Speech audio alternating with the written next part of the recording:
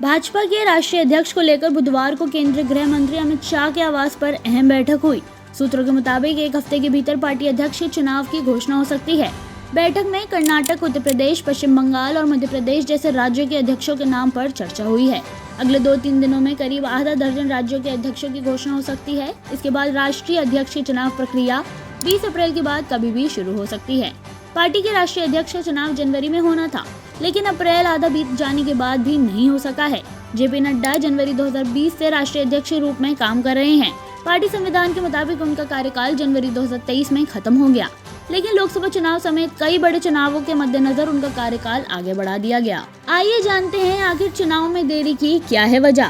पहली, विपक्षी नैरेटिव की काट खोज रही भाजपा के एक नेता ने कहा, जो भी राष्ट्रीय अध्यक्ष बनेगा 2029 का लोकसभा चुनाव उसी के नेतृत्व में लड़ा जाएगा।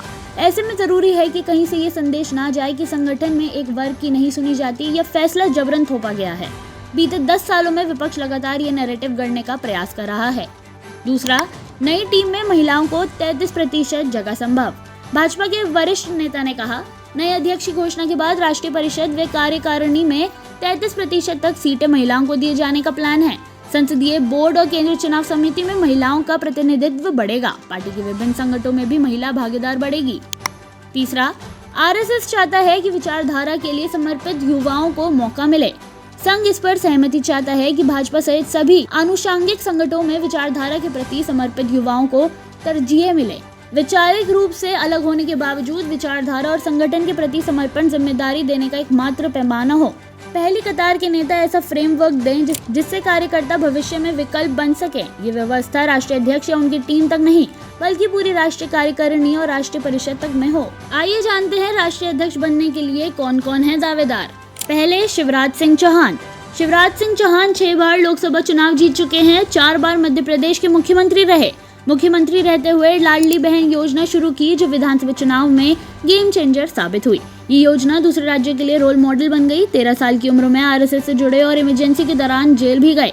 ओबीसी कैटेगरी से हैं। 2005 में मध्य प्रदेश बीजेपी के अध्यक्ष रहे हैं। आरएसएस की लिस्ट में शिवराज सबसे ऊपर हैं।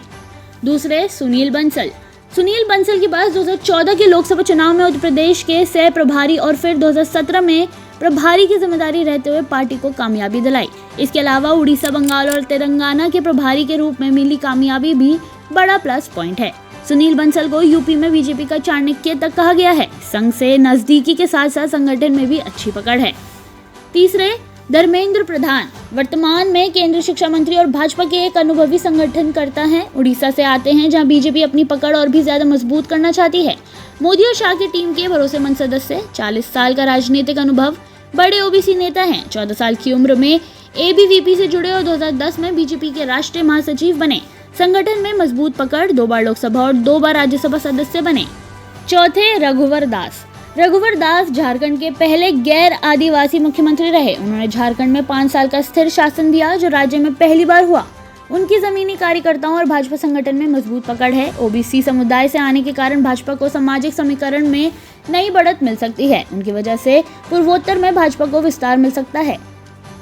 पांचवी, स्मृति ईरानी। कई अहम मंत्रालय संभालने के साथ प्रशासनिक अनुभव है। पार्टी के लिए मजबूत महिला चेहरा, आरएसएस के साथ अच्छे संबंध और हिंदी बेल्ट के साथ दक्षिण भारत में भी प्रभावी। छठे नंबर पे, वानती श्रीनिवासन। वर्तमान में भाजपा महिला मोर्चा की राष्ट्रीय अध्यक्ष हैं। ऐसे में संगठनात्मक कार्यों में उनका अनुभव है। 1993 से भाजपा से जुड़ी हुई हैं। तमिलनाडु में कोयम्बटूर दक्षिण सीट से कमल हसन जैसे बड़े नेता को हराया था। तमिलनाडु में भाजपा को मजबूत करने में उनकी महत्वपूर्ण भूमिका रही है। पति श्रीनिवासन विश्व हिंदू परिषद के प्रदेश मंत्री रह चुके हैं। ऐसे में परिवार संघ और बीजेपी के काफी करीबी हैं। सातवीं, तमिलिसाई सौंदरराजन। 1999 से भाजपा से जुड़ी हुई हैं। राष्ट्रीय सचिव समेत कई महत्वपूर्ण पदों पर कार्य किया है। तमिलनाडु में भाजपा की प्रदेश अध्यक्ष रह चुकी हैं। प्रधानमंत्री नरेंद्र मोदी और गृह मंत्री अमित शाह की करीबी नेताओं में गिनी जाती हैं। तमिलनाडु में भाजपा को विपक्ष में रहते हुए भी पार्टी के विस्तार में इनका महत्वपूर्ण योगदान रहा है। नंबर 8 में हैं डी पुरंदेश्वरी। पूर्व मुख्यमंत्री और टीडीपी संस्थापक एनटी रामाराव की बेटी हैं। उन्होंने पहले कांग्रेस में रहकर केंद्रीय मंत्री के रूप में काम किया, फिर बीजेपी में शामिल हुई। फिलहाल आंध्र प्रदेश भाजपा अध्यक्ष हैं। इनको राष्ट्रीय अध्यक्ष बनाने से पार्टी को तेलुगु राज्यों के जनार्दन में फायदा मिल सकता है। पार्टी के नियम के अनुसार बीजेपी अध्यक्ष का कार्यकाल 3 साल का होता है। एक व्यक्ति 2 बार से अधिक पार्टी का अध्यक्ष नहीं बन सकता। ऐसे में अब पार्टी के नए अध्यक्ष को 12 अहम चुनाव अपने कार्यकाल में कराने होंगे। ये 12 चुनाव हैं।